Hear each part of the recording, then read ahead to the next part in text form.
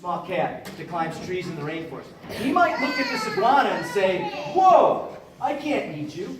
If I do, I'll get a mouthful of thorns. He leaves him alone. You know what the iguana says? Ha ha, they're not even sharp, but thanks for not eating me. Right? He even has this. This is awesome, and this saves his life. Look under his neck. He has this. Hey, don't laugh. You're going to get one of those when you're 85, I promise.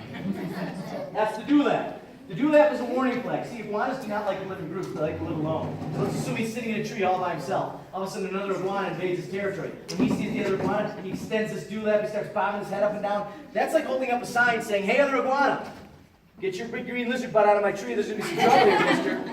You better believe the other iguana's going to say, I'm so sorry I didn't see you. I'll go to that tree over there where hopefully there's no other iguanas. Bye-bye, see you later. Have a nice day. Thank you. And they all live happily ever after the end. They don't want to fight. Guys, if they fight, they get injured. If you get injured, you could die. The goal is not to die. The goal is to stay alive. This prevents a fight. They have a sharp, powerful tail, like that monitor. They'll use it as a whip. But he doesn't have a very powerful jaw because he eats leaves, fruits. But you wouldn't want to get bit by one. Okay, so I'm not saying that they're harmless to you. You got bit, you probably have to get stitches. But to a jaguar or a harpy eagle, that jaw is not really going to be much protection to those big predators. So he needs other things, like camouflage. Check it out. He's green and brown. What color are the leaves and bark of the trees? Green and brown. In fact, he has brown every other stripe because it breaks up the outline of the body so it doesn't look like one big long lizard. He's invisible in the trees. You can see patches of brown all over his body, including the tail. Now guys, this is really cool. I typically do not bring baby animals to my shows. I like to kind of get them a little bit bigger and then bring them. But I had to bring this because this is the father, Izzy's the mom, Dino's the dad, of 22 baby iguanas that just hatched 3 months ago at my facility. Now all of them look just like the parents, green and brown. But sometimes, like I told you earlier, you get a rare color for them. What color do you get when you mix yellow and blue? Green.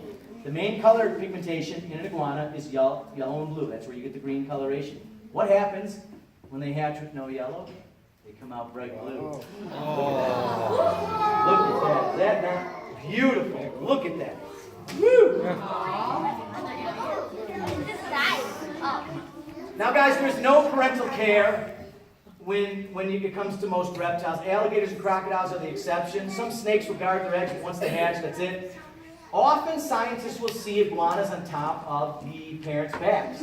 So there was this kind of legend going around that the iguanas protect their babies. Here's what scientists found out. The females will lay eggs at the base of the tree that they live in. So naturally, when the babies hatch, they crawl up the closest tree to where they break out of the eggs, which means they're going to climb into the trees, hundreds of them, okay, because these females can lay a lot of eggs. And sometimes they find their way into a tree branch with mom and just rest on her back. The mom really doesn't even, she kind of ignores them. They don't drink milk like a mammal from their mothers. So there is no parental care, but it's pretty cool to see an iguana baby out in the wild. And guys, again, I've been in 9 different rainforests around the world, and I've seen babies, iguanas, on top of mom or dad's back. It's pretty sweet to see. In fact, I just got back from Costa Rica. I bought this hat 2 weeks ago. I was in the rainforest of Costa Rica. I hiked 32 miles, according to my Fitbit, in the rainforest. I found everything from fertile ants, which is the most dangerous snake in Central America, to bushmasters, another very dangerous snake, boa constrictors, iguanas, sloths.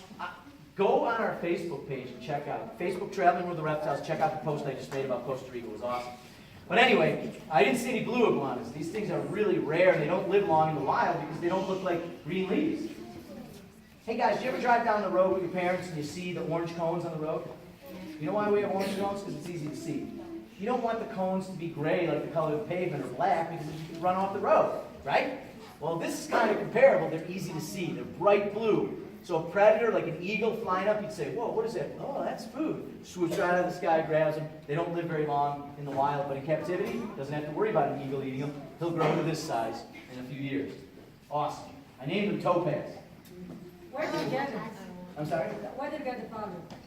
Where did I get the powder? Yeah. Well, this one was born in captivity as well. Okay. My original iguana from the late 90s, they only lived about 12 years.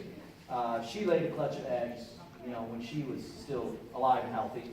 And that was one of the babies. I got to raise it up for about 5 or 6 years, and then eventually they had it. So it just keeps going and going. But you said from South America. From South and Central America, yeah. You can find iguanas as well. You can find them in